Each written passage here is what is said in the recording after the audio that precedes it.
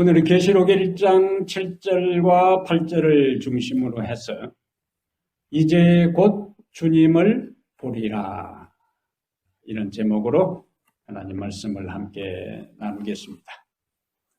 우리가 사는 미국을 위시해서 유럽 여러 나라에 코로나 바이러스 2차 유행이 되었다는 우울한 소식이 들려옵니다.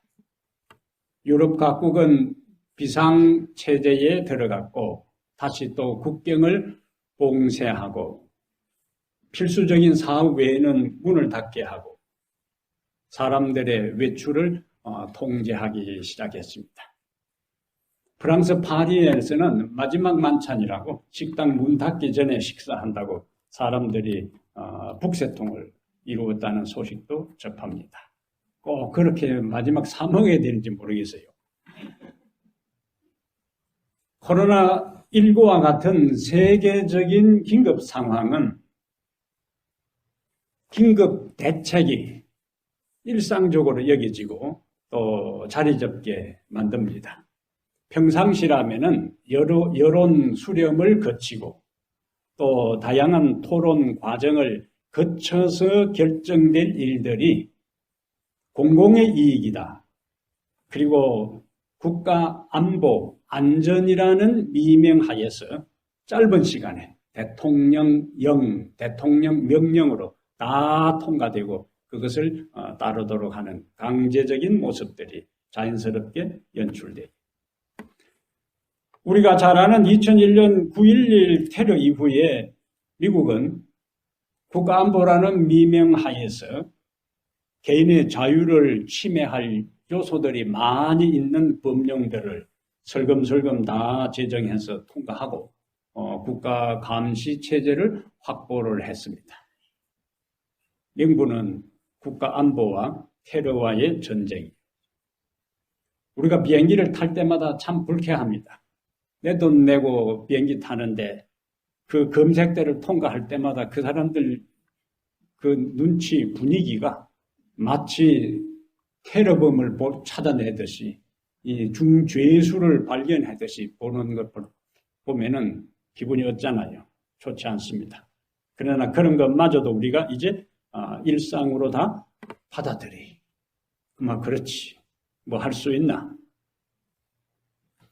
지금은 각국 정부마다 스마트폰에 앱을 깔아가지고 코로나 바이러스의 확산 경로를 지금 추적을 합니다.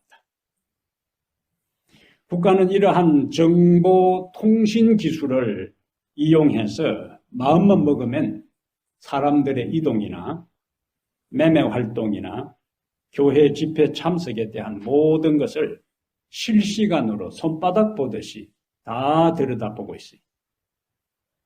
또 그런 활동을 얼마든지 국가가 여러 명분을 가지고 통제할 수 있다는 것을 이번 코로나 사태는 우리에게 보여주고 있습니다. 누군가 우리의 일거수일투족을 다 들여다보고 있다는 것은 예언적으로 굉장히 중요한 의미가 있습니다.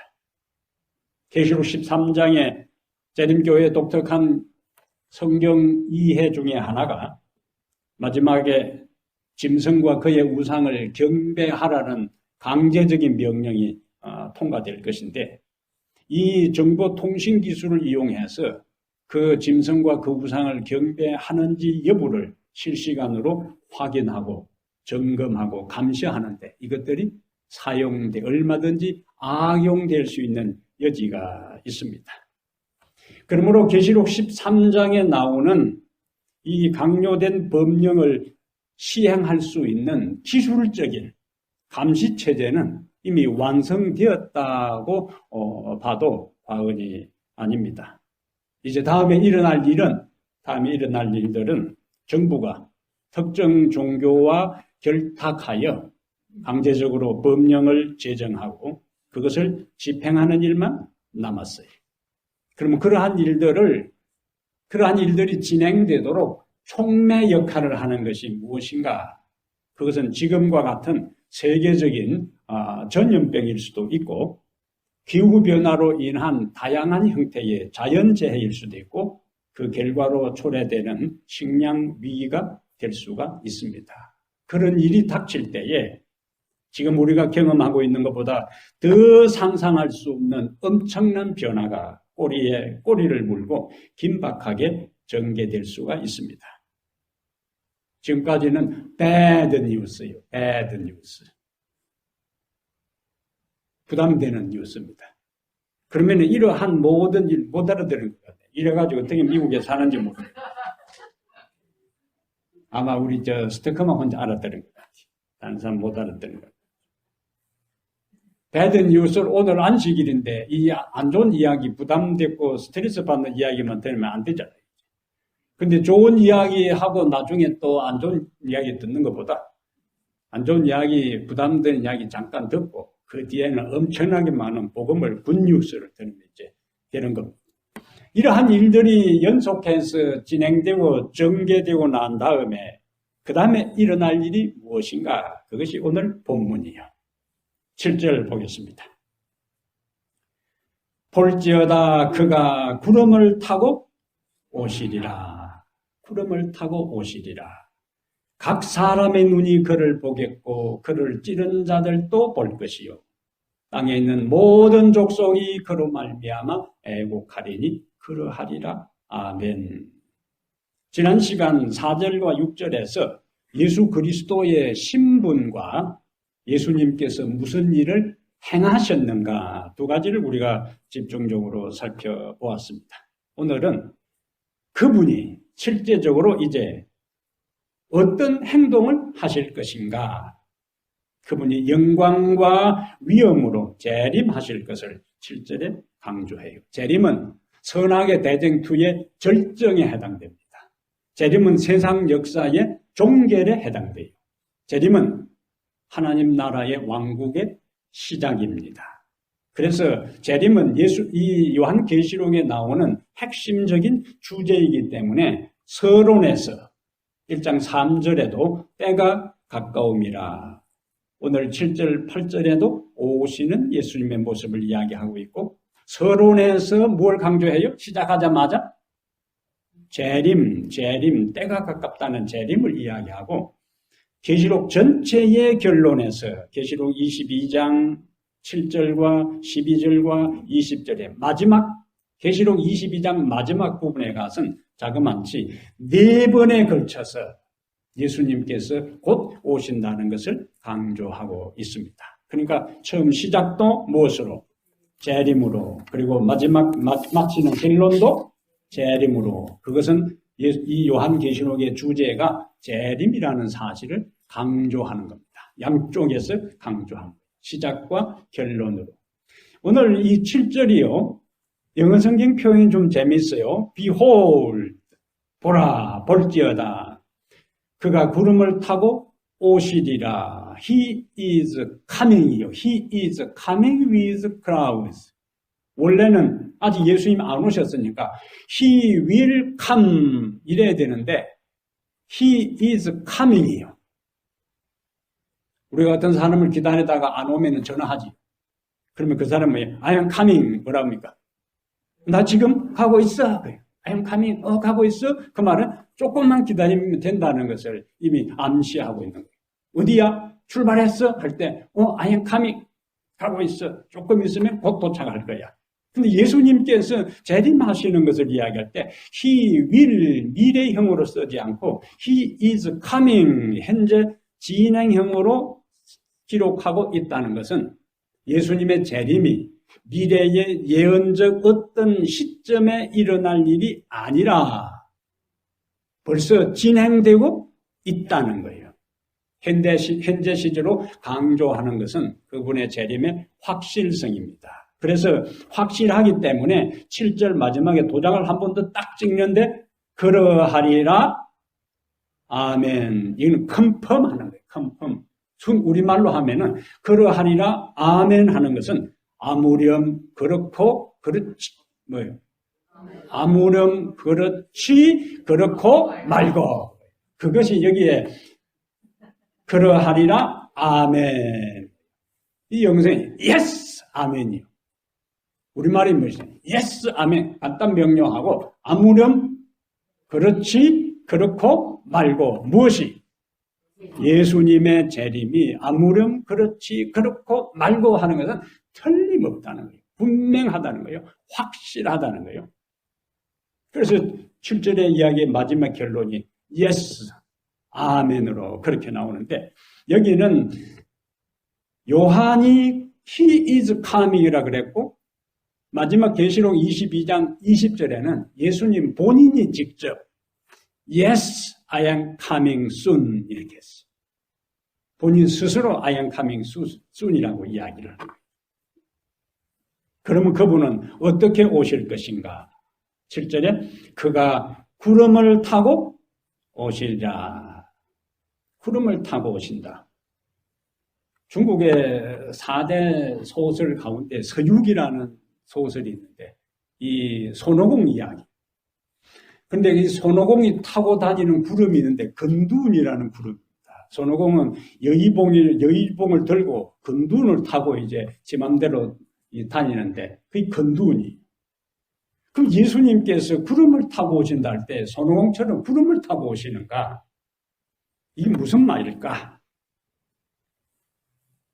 예수님께서 마태복음 26장 64절에 가야바 법정에서 그가 당시 대제사장 가야바 법정에서 신문을 받을 때에 이렇게 말씀하셨어요.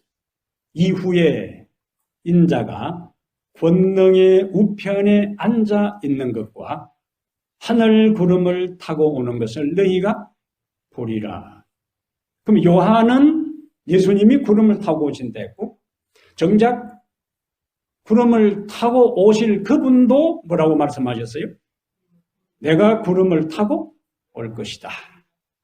그럼 우리가 성경 전체에서 구름을 타고 온다. 구름이라는 이미지를 우리가 살펴보면은 구름을 타고 온다는 이 요한의 이야기와 예수님 본인이 직접 내가 구름을 타고 갈 것이라는 그 말씀의 의미가 명확해집니다. 자, 구름이라는 단어하고 어떤 말이 연결되는지를 한번 들어보세요. 출애굽기 16장 10절에 그들이 광야를 바라보니 이스라엘 백성들의 광야를 바라보니 여호와의 영광이 구름 속에 나타나더라. 여호와의 영광이 어디에 있어요? 구름 속에 나타나더라. 다시 출애굽기 24장 16절에는 여호와의 영광이 시내산 위에 머무르고 구름이 엿새 동안 산을 가리더니 일곱째 날에 여호와께서 구름 가운데서 모세를 부르시니라. 자, 그 다음에 역대하 5장 13절에 여기는 솔로몬 성전 봉헌식 할 때 이제 찬양대가 끝나고 찬양이 끝나고 난 다음에 장면이요. 역대하 5장 13절에 나팔 부는 자와 노래하는 자들이 일제히 소리를 내어 여호와를 찬송하며 이르되 선하시도다 그의 자비하심이 영원히 또다 하며 그때의 여호와의 전에 성전에 구름이 가득한지라. 자, 그걸 기억하시고 여호와의 전에 무엇이 가득했어요? 구름이 가득했고 역대하 5장 14절에 제사장들이 그 구름으로 말미암아 능히 서서 섬기지 못하였으니 이는 여호와의 영광이 하나님의 전에 가득함이었더라. 아, 공통적인 것이 무엇이지요? 구름이 나오면 항상 연결해서 뭐가 나와요? 하나님의 영광이 나왔어요. 광야에 하나님께서 이스라엘 백성과 함께 있다는 것을 이스라엘 백성들이 가시적으로 보고 경험하고 느낄 수 있도록 하기 위해서 하나님께서 자신의 임재를 어떤 방법으로 보여주셨어요? 구름 기둥이 있고 밤에는 불 기둥이 있어요. 그러면 구름 기둥이 출발하면 이스라엘이 출발하고 구름 기둥이 멈추면 이스라엘이 멈췄어요. 그러면 구름 기둥이 움직인다 하는 이야기는 그곳에 계시는 하나님이 움직인다는 이야기. 그래서 구약시대에 구름이 있는 것은 그곳에 하나님이 임재한 것이고 바로 하나님의 임재와 더불어 영광이 나타나는 것을 가리켜서 뭐라고 불렀어요? 구름이요, 구름.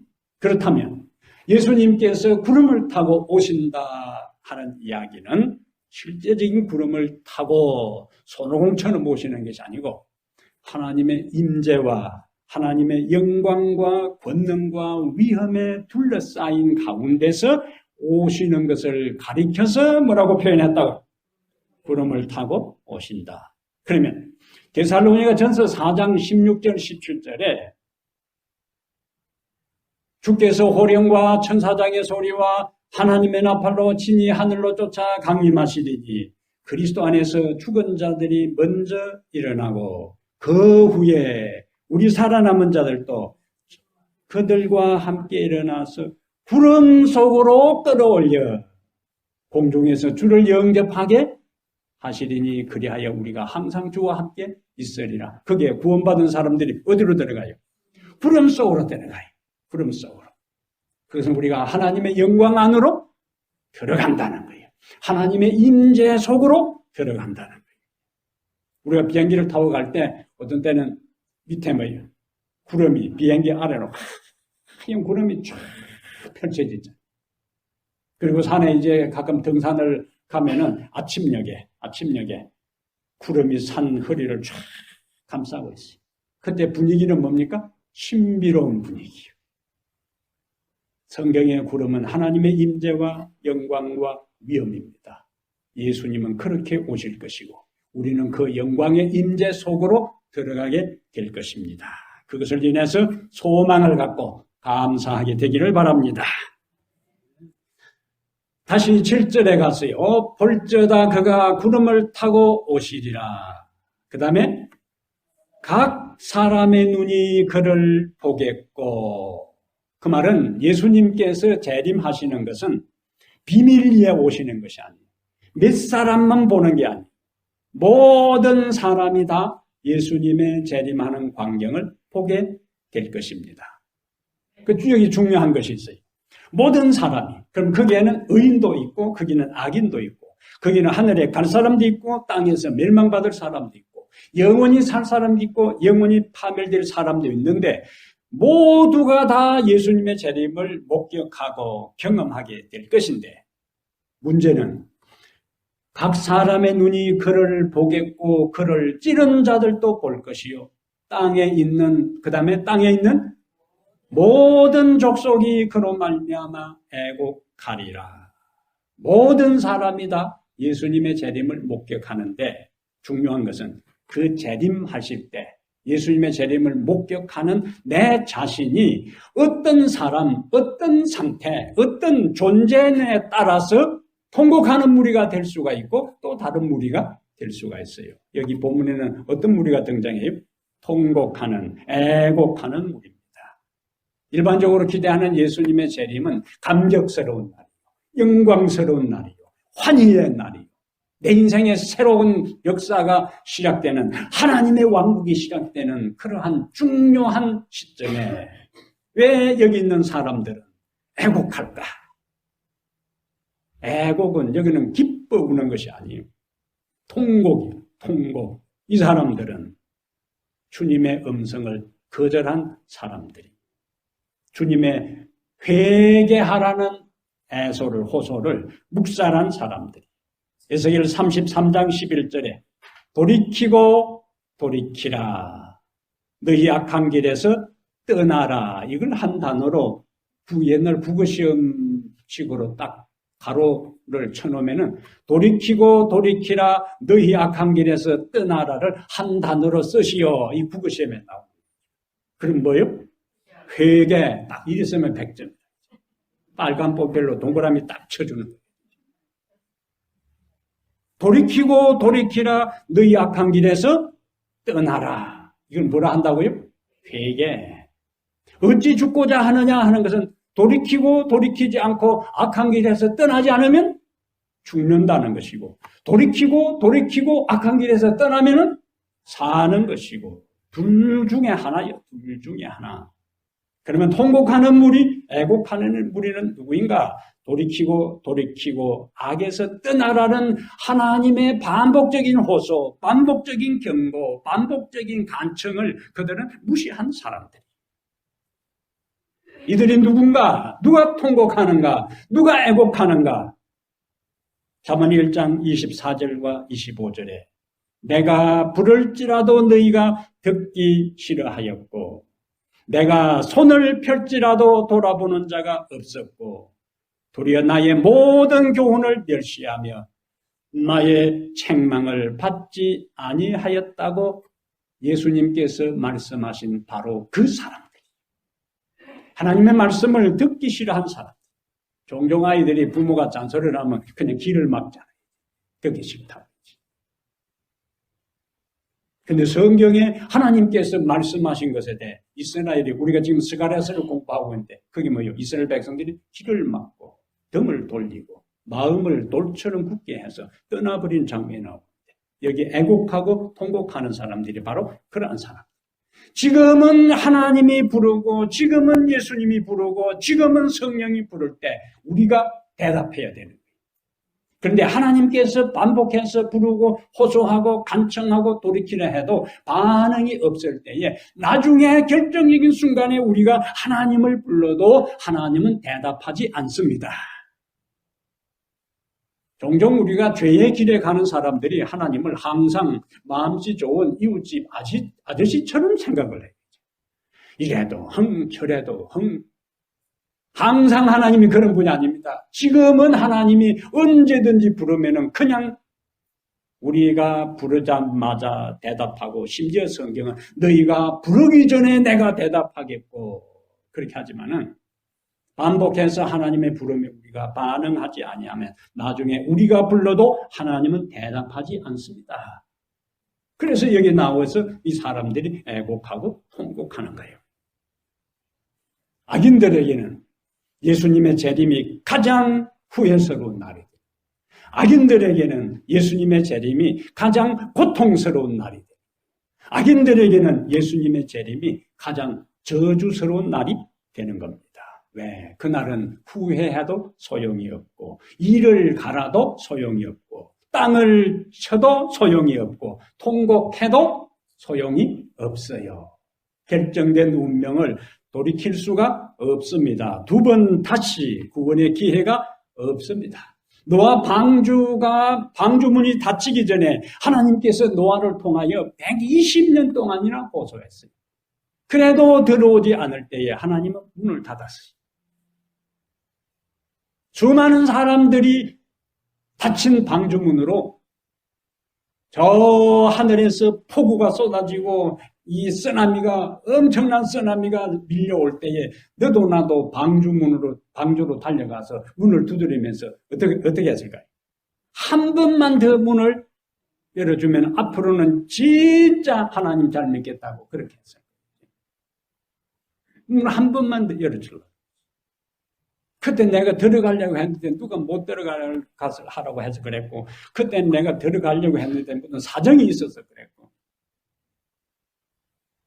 한 번 닫힌 방주문은 다시는 열리지 않았습니다. 예수님께서 재림할 때에 회개하는 일은 없습니다. 예수님께서 재림할 때에 돌이키는 일은 없습니다. 예수님께서 재림할 때에 다시 회개하라는 요청도 없습니다. 그 모든 것은 그 전에 다 결정나는 거예요. 그날은 집행하는 날입니다. 마태복음 24장 30절에 그때의 인자의 징조가 하늘에서 보이겠고 그때의 땅의 모든 족속들이 통곡하며 그들 인자가 구름을 타고 능력과 큰 영광으로 오는 것을 보리라. 그래서 이들은 어떻게 부르짖는가? 계시록 6장 가보겠습니다. 계시록 6장 14절에요. 계시록 6장 14절에 하늘은 종이 두루마리가 말리는 것 같이 떠나가고 각 산과 섬이 제자리에서 옮기우매. 이거는 엄청난 격변이에요. 엄청난 지진이에요. 각 산과 섬이 제자리에서 옮기운다면 얼마나 공포스러운 장면. 이러니까 15절 여기도 땅의 임금들이요. 땅이 강조됩니다. 땅.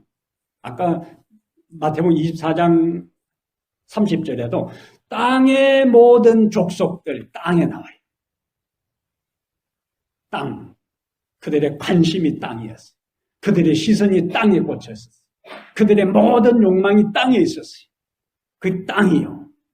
그래서 15절에 땅의 임금들과 왕족들과 장군들과 부자들과 이 상류층이 하이클래스 강한 자들과 모든 종과, 요거는 하류청이, 자유인이, 중산청이, 굴과 산들의 바위 틈에 숨어 산들과 바위에게 말하되 우리 위에 떨어져 보호자에 앉으신 이의 얼굴에서와 그 어린 양의 진노에서 우리를 가리우라. 이것이 악인들의 반응이에요. 예수님께서 오실 때. 근데 오늘 본문에 1장에 가서요. 다시 특별한 한 무리가 등장하는데 누군가 각 사람의 눈이 그를 보겠고 그를 찌른 자들도 볼 것이요. 여기 찌른 자가 아니고 찌른 자들도 복수로 사용했어요. 이것은 예수님께서 재판정에서도 신문을 받으시고 십자가에 돌아가실 때까지 예수님의 죽음에 직간접적으로 가장 중요한 역할을 했던 사람들이 여기에다 포함되는 거예요. 예수님께서 마태복음 26장 64절에 여기 중요한 단어가 하나 있습니다. 마태복음 26장 64절에 여기 찌른 자들하고 이 구절을 풀려면은 마태복음 26장 64절하고도 딱 연결이 돼야 돼요. 잘 보세요.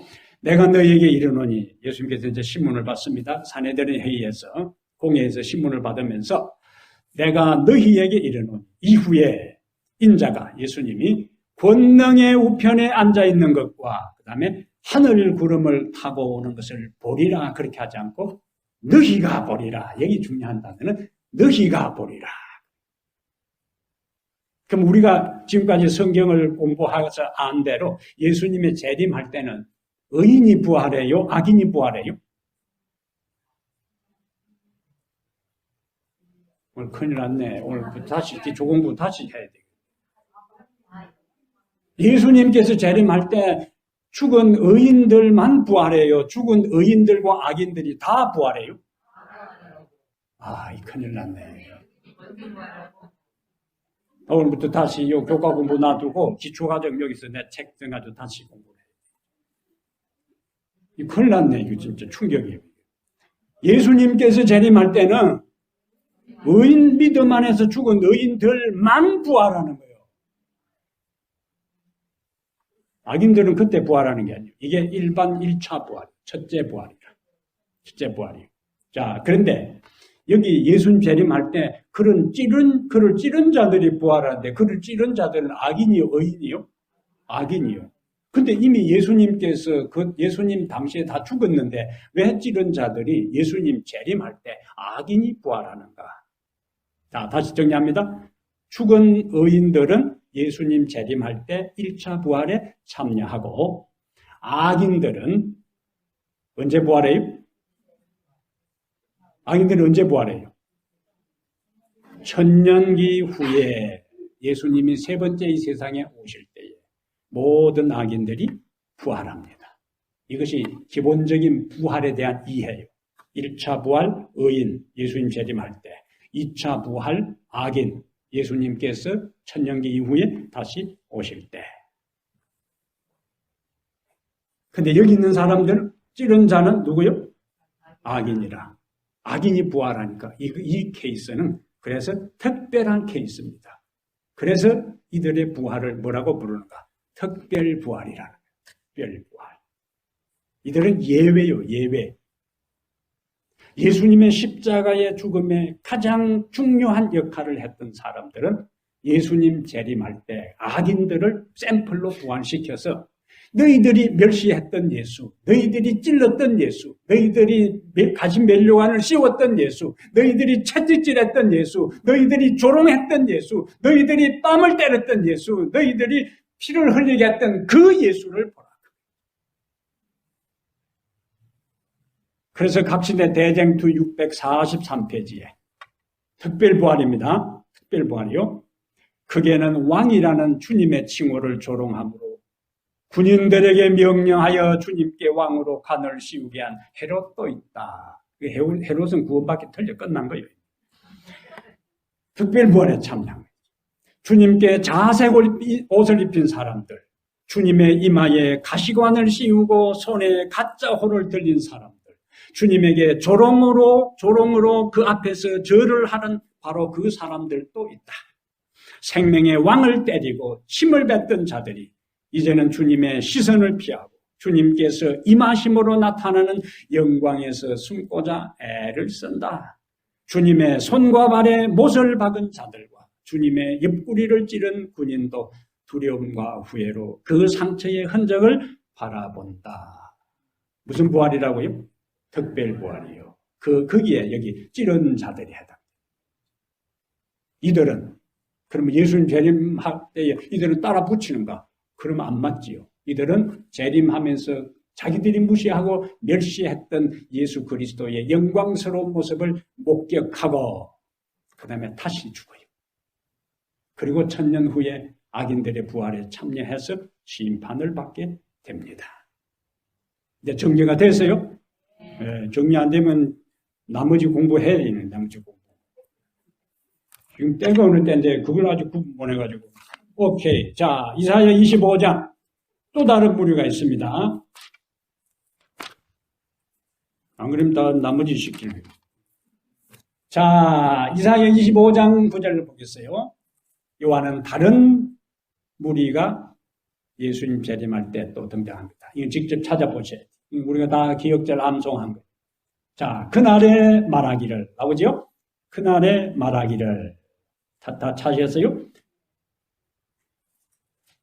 그날에 말하기를 읽습니다. 그날에 말하기를 이는 우리의 하나님이시라. 우리가 그를 기다렸으니 그가 우리를 구원하시리로다. 이는 여호와시라. 우리가 그를 기다렸으니 우리는 그의 구원을 기뻐하며 즐거워하리라 할 것이며 아멘. 이 사람들이 구원받는 분이다.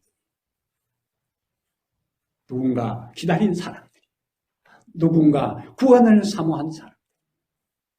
이들은 예수님께서 재림할 때에 이는 우리 하나님이시라 우리가 그를 기다렸으니 그가 우리를 구원하시리라. 하나님은 아무나 구원하지 않습니다. 누구를 기다리는가? 구원을 사모한 사람들.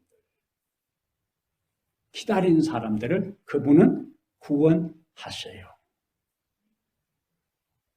주님을 참으로 사모하고 기다리시기를 바랍니다. 구원을 사모하시기를 바랍니다. 그러면 그날 주님이 오시는 그날이 우리에게는 감격스러운 날이고 감동스러운 날이고 기쁨의 날이고 환희에 찬 날이 될 것입니다. 이왕이면은 우리가 인생을 산다면 마지막 예수님 오시는 것을 누구나 예외 없이 다 목격해야 된다면 목격하는 그 현장에 기뻐하고 감사하고 찬양하는 그 무리에 속하여 주님의 영광을 바라보는 성도들 되기를 축복합니다. 자, 세 번째 다시 계시록 1장 8절 가보겠어요. 1장 8절에 주 하나님이 이르시되, 여기 누가 등장해요? 하나님이 등장합니다. 나는 알파와 오메가라. 이제도 있고 전에도 있었고 장차 올 자여 전능한 자라 하시더라. 지난번 4절 할 때 애끼놓은 게 있어요. 4절 할 때 뭘 애끼놨어요? 요한은 아시아에 있는 7교회에 편지하노니 이제도 계시고 전에도 계셨고 장차 오실리와 원래 논리적인 문맥의 흐름이라면은 이제도 계시고 전에도 계셨고 가로 채우라면은 앞으로도 계실 이렇게 해야 되는데 여기는 뭐가 나와요? 장차 오실리. 8절에도 이제도 있고 전에도 있고 장차 올 자여. 알파와 오메가 나오죠. 알파와 오메가. 알파는 그리스어로 첫 알파벳이요. 그 다음에 오메가는 마지막이요. A, Z. 기억, 히어지. 처음과 나중이요. 시작과 끝이요. 이것은 뭐냐? 모든 것을 주장하신다는 거예요. 모든 것의 주인이 되신다는 거예요. 그래서 계시록은 단순히 인간 역사의 미래에 어떤 일이 일어날 것에 대한 한 개인과 인류 역사 우주에 어떤 일이 일어날 것인가에 대한 정보를 제공하는 책이 아니고 영원하시고 전능하신 하나님이 모든 것을 주도하시고 다스리시고 통치하시고 통할하신다는 그 핵심적인 메시지가 바로 요한계시록이에요. 그런데 8절에 이제도 있고 전에도 있었고 장차 올 자요. 근데 우리가 예수님의 재림하면은 누가 오시는 것으로만 생각했는데 예수님만 오시는 것으로 생각했는데 4절과 8절과 말씀을 보니까 그리고 다시 예수님께서 마태복음 26장 64절에 인자가 권능의 우편에 앉은 것과 그 다음에 아까 계시록 6장 16절에 하나님의 보좌에 있는 분과 어린 양의 진노에서 우리를 가리우라 한 걸 보니까 하나님 아버지도 예수님께서 재림하실 때에 오시는 거예요. 하나님 아버지도. 예수님만 오시는 것이 아니라 하나님 아버지까지 예수님의 재림에 동참하고 동행하시는 것을 우리가 여기서 발견할 수가 있습니다. 놀래지를 않네, 어떻게. 하나님이 오신다 해도 어떻게 놀래지를 않아요. 얼마나 더 큰 엄청난 이야기를 해야 놀라겠어요. 하나님 아버지도 예수님과 더불어 오신다면은 우리말로 하면은 우와 하고 미국에 살면은 와우 똑같은 말이지만은 순서만 틀리는 거예요. 우리 하나님도 예수님께서 재림하실 때에 함께 오십니다. 와, 이거 엄청난 일이에요. 엄청난 일. 다른 거는 놀라지 않아도 되지만은 이런 거는 놀랄 일이. 우리 하나님께서 오신다니까.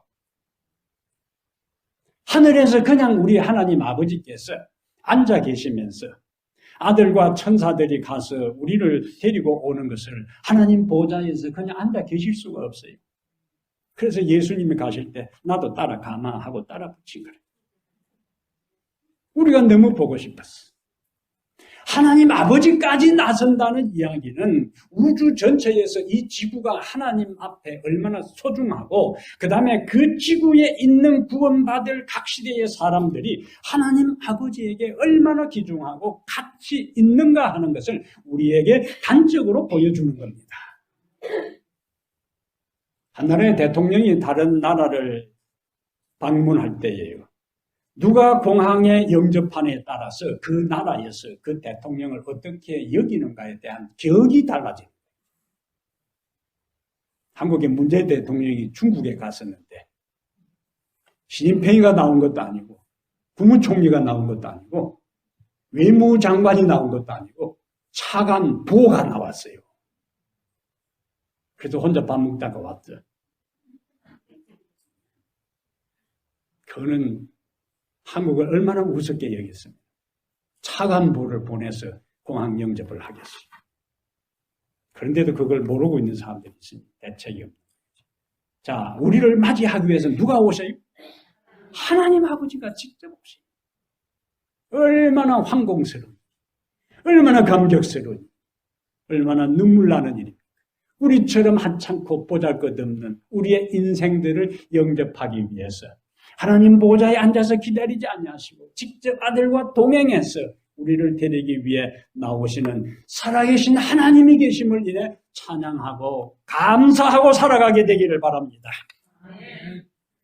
1975년 4월 29일 1975년 4월 29일 아침 베트남의 사이공의 미국 방송에서 정규 방송이 갑자기 중단되면서 화이트 크리스마스 노래가 흘러나오기 시작했어요.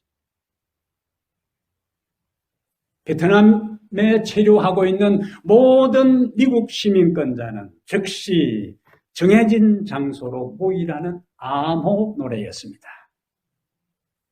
월맹군은 베트남 수도 사이공을 함락시키기 위해 마지막 총공세를 퍼부으면서 포위망을 좁혀오고 있었습니다. 4월 29일 그 방송, 그 화이트 크리스마스라는 암호 노래가 방송을 탄 이후에 바로 미국 대사관으로 미국 시민권자들, 미국인들과 베트남의 주요 인사들과 그리고 수많은 베트남 사람들이 몰려들기 시작했어요. 얼마 후에 미 대사관 철문은 굳게 닫히고 중부장한 해병대들이 겹겹이 에워싸고 더 이상 사람들의 접근을 봉쇄했어요.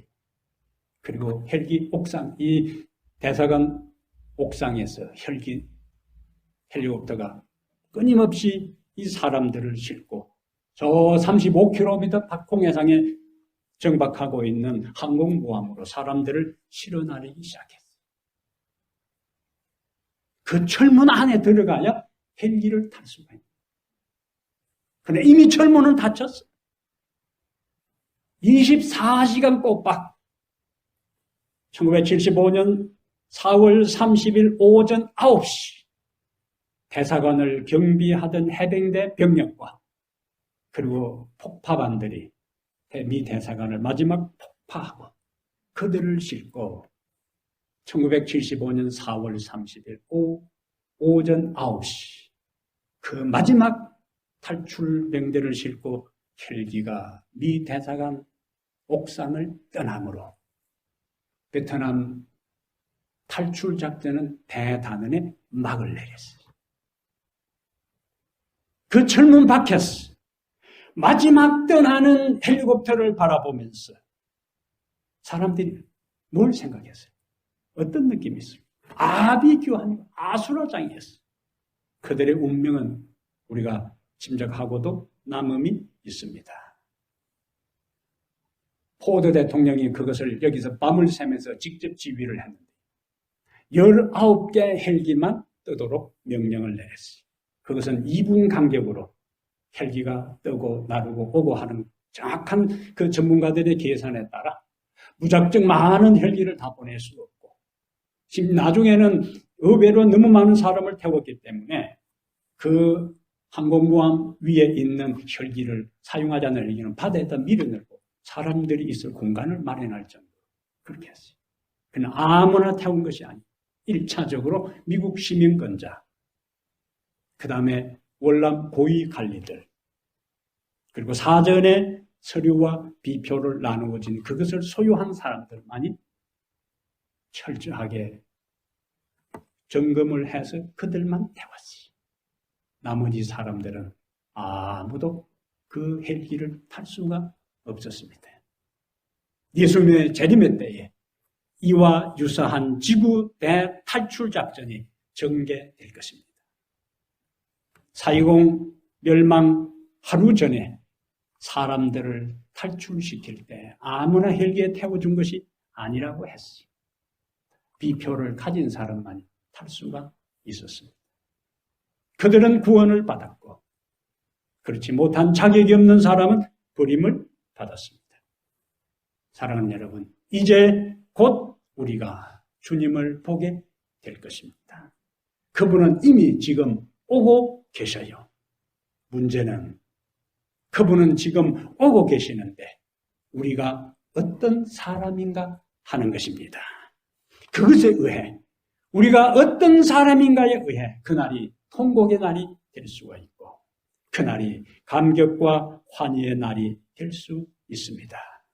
지금 우리가 그분의 이름을 부르면 그날 그분이 우리의 이름을 부르고 그날 그분이 우리의 이름을 부르고 하늘 부름수레에 탑승하게 될 것입니다. 지금 하늘을 사모하는 사람은 그날 하나님과 함께 하늘에 이르게 될 것이고 지금 하늘을 그리워하는 사람은 그분과 함께 하늘에서 시간을 보낼 것입니다. 그런데 여기서 반복해서 나온 것이 뭐냐? 땅에 있는 모든 족속이라 그랬고 땅에 있는 사람이 통곡한다 그랬고 땅에 있는 임금들과 장군들과 왕족들이라고 이야기했어요. 그들의 관심은 땅이었어요. 땅에 관심을 가진 사람은 땅에 남을 것이고 하늘에 관심을 가진 사람은 하늘에 이르게 될 것입니다. 여러분은 무엇을 선택하시겠습니까? 하늘을 선택하고 지금 주님을 부르고 그날 주님의 우리의 이름을 부를 때 대답하고 그분과 함께 하늘에 이르게 되는 축복의 사람들, 구원의 사람들 되기를 주의 이름으로 축복합니다. 하늘에 계신 우리 하나님 아버지, 아들만 우리를 데리러 보내지 아니하시고 친히 몸소 직접 우리를 데리러 이 땅에 오시는 우리 하나님의 한량없는 사랑과 극진한 보살핌을 인해 진심으로 감사를 드립니다. 우리가 무엇이간데 우리를 그렇게 존귀 여기고 사랑하셨습니까? 주께서 우리를 사랑하시는 것에 대해 만분의 일도 보답하지 못하고 땅에 속하여 땅의 것에 관심을 갖고 땅에 영원히 살 것처럼 착각하고 살아가는 우리를 오늘 말씀을 통하여 일깨워 주시니 감사합니다. 땅에 속한 사람이 되지 않게 해 주시옵소서. 땅에 관심을 갖고 땅에 욕망을 가진 자들이 아니라 하늘의 소망을 품고 하늘에 계신 주님의 이름을 부르며 하늘을 그리워하고 사모하며 준비하는 저희들 되게 하여 주시옵소서. 지금 우리가 주의 이름을 부를 때 그날 재림의 그날 주님이 우리의 이름을 부를 것이고 주님의 이름을 부를 때 주님 우리가 대답하게 해 주시옵소서. 모두가 예외 없이 주님의 재림의 날에 서게 될 텐데 구름 수레에 탈 후보를 주께서 친히 한 사람 한 사람 호명할 때 우리의 이름이 불리워지지 않는다면 우리의 모든 것은 끝난 것입니다. 부지런히 지금 주의 이름을 부르는 성도들 되게 해 주시옵소서. 그리하여 그날 주의 음성을 듣고 예라고 대답하고 주의 품으로 달려가는 저희들 되게 하여 주시옵소서. 이제는 우리 주 예수 그리스도의 은혜와 하나님 아버지의 무한하신 사랑과 성령의 감화감동 충만한 역사가 이 자리 머리 숙여 이제 곧 주님을 보리라는 말씀을 기억하며 주의 오심을 준비하며 살기로 결심한 모든 성도들 위해 주의 은총이 충만히 넘치도록 도와주시옵기를 우리 주 예수님 이름으로 간절히 축복하옵나이다. 아멘.